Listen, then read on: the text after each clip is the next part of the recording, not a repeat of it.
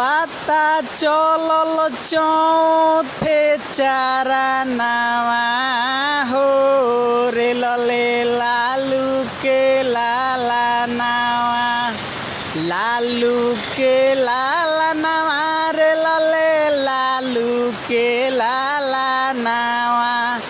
जान गोइल सगरे जहानावा हो रे लले लालू के लाला नावा।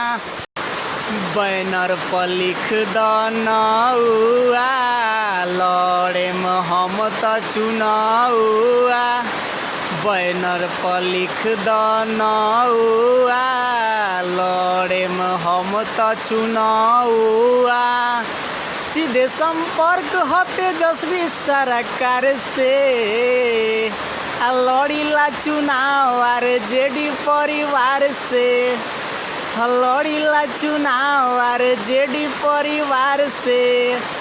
देखनी हो पढ़े जात रेंजर से तान के चलती आसान से, लइका हिरान के पटवल बियान पे, लइका हिरान के पटवल बियान पे। ए भैया थोड़ा सा भी अगर अच्छा लागल हो कि नहीं तो वीडियो को लाइक कर दियो, शेयर कम से कम ज़रूर कर दियो भैया। धन्यवाद।